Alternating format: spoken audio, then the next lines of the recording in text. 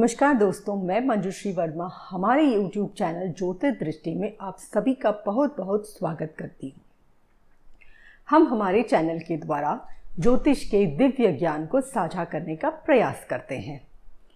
दोस्तों, आज के हमारे इस वीडियो में हम ज्योतिष के एक बहुत ही रोचक और ख़ास विषय पर चर्चा करेंगे। आज हम ग्रहों के भवत भवम के कॉन्सेप्ट को समझेंगे।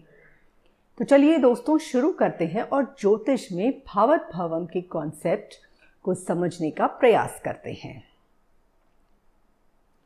वैदिक ज्योतिष में भवत भवम की अवधारणा अत्यधिक महत्व की है। Bhavat bhavam is a very important concept in jyotish. Bhavat भवम जन्म कुंडली के भावों के संबंध को समझने में हमारी मदद करता है। भवत भवम एक अवधारणा है जो हमें एक भाव को बेहतर तरीके से समझने और दूसरे भाव के साथ उसके संबंध को समझने में हमारी मदद करता है। दोस्तों, हम सभी जानते हैं कि एक कुंडली में 12 भाव होते हैं। भवत भवम के लिए हम एक विशेष भाव से समान संख्या में भाव की गणना करते हैं।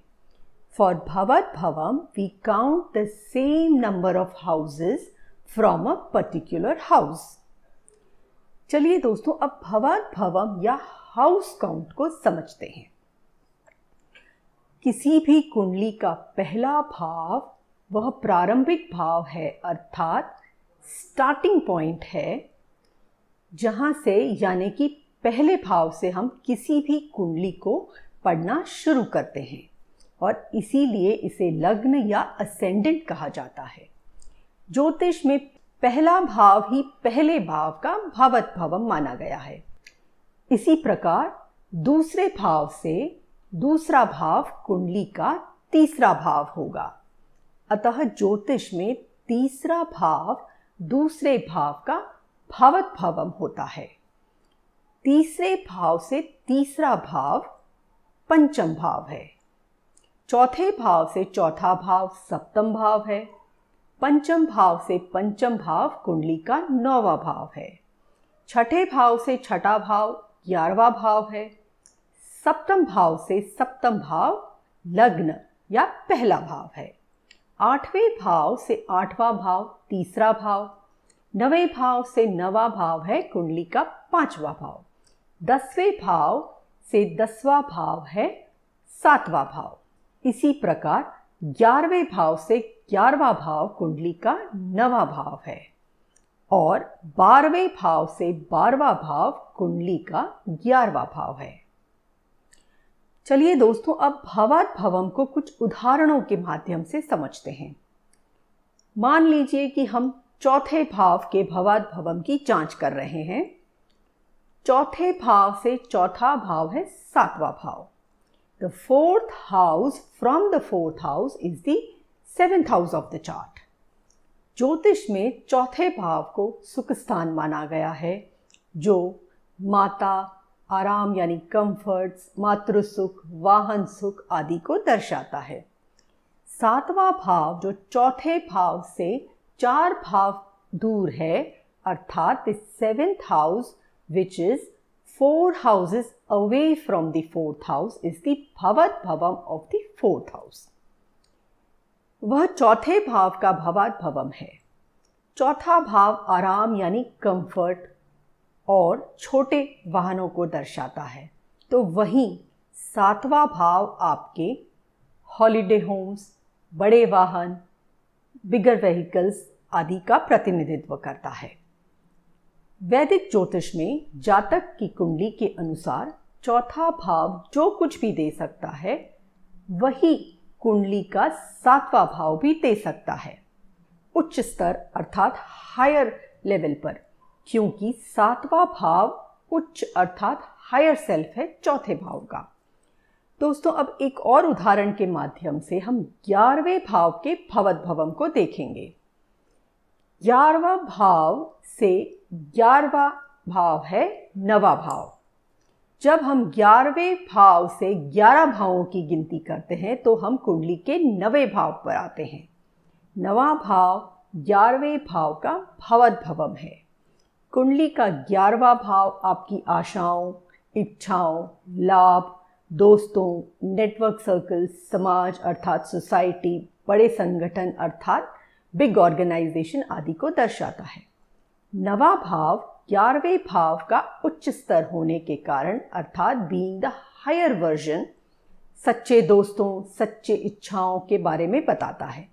जातक का सच्चा लाभ अर्थात ट्रू गेन्स कुंडली से हमें हमारी इच्छाओं, दोस्तों, लाभ आदि की जानकारी देता है। तो हमें 9वें भाव की भी जांच करनी होगी जो कि 11वें भाव का भवाद्भवम है, जिससे हमें सटीक जानकारी मिलेगी। दोस्तों एक और उदाहरण लेते हैं। पंचम भाव 3रे भाव का भवाद्भवम है। The 5th house is the bhavadbhavam of the 3rd house. 3रा भाव आपके साहस, प्रयास यानी एफर्ट्स, कौशल, स्किल, कम दूरी की यात्रा, मीडिया, भाषण अर्थात स्पीच, ऑनलाइन, गपशप, गॉसिप आदि को दर्शाता है। 3रे भाव से 3रा भाव है पंचम भाव।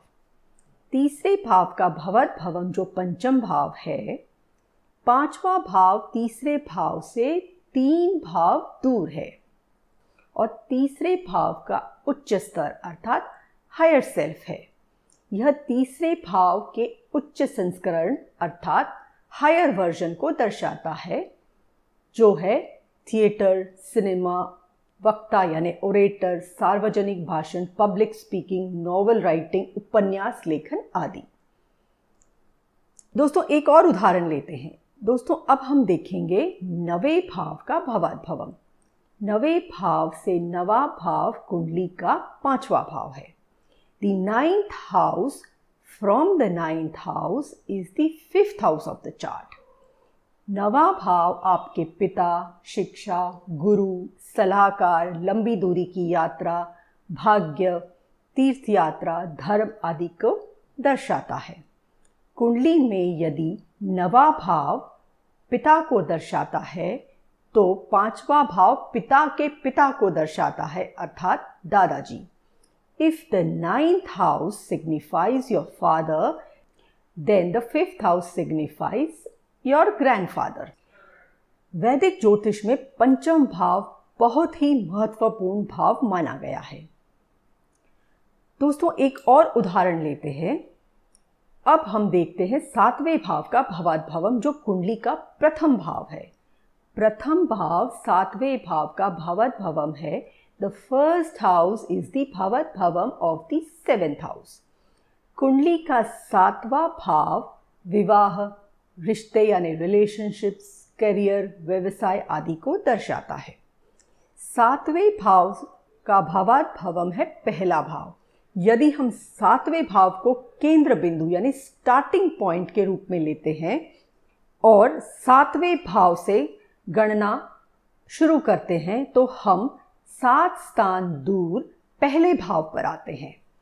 पहला भाव 7वें भाव का हायर सेल्फ है, इसलिए पहला भाव 7वें भाव का भवाद्भवम है, जो शादी, रिश्ते या करियर की संभावनाओं को समझने के लिए पहले और 7वें भाव को देखना जरूरी है। जब हम जातक के विवाह, संबंध यानी रिलेशनशिप, करियर आदि का मूल्यांकन करते हैं तो हमें पहले भाव को भी देखना चाहिए।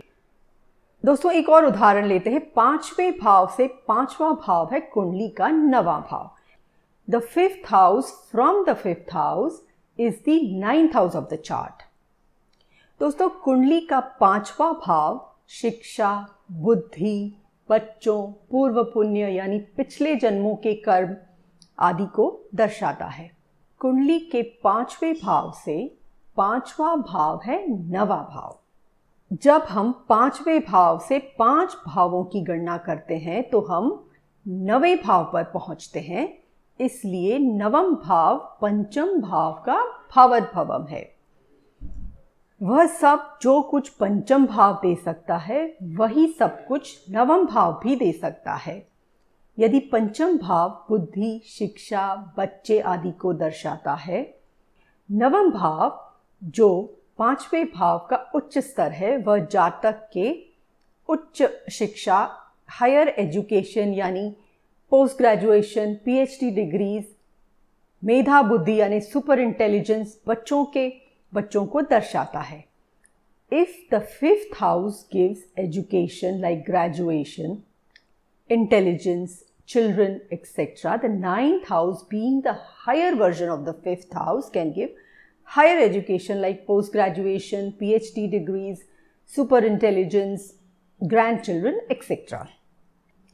तो दोस्तों आज हमने देखा कि एक भाव जातक के बारे में कितनी सारी जानकारी दे सकता है। दोस्तों आज हमने ज्योतिष में भवत भवम की अवधारणा के बारे में जाना। आने वाले वीडियोस में हम ज्योतिष के एक और दिलचस्प विषय पर चर्चा करेंगे। दोस्तों अगर आपको यह हमारा वीडियो पसंद आया तो इसे ज़रूर लाइक करें, शेयर करें और सब्सक्राइब करें।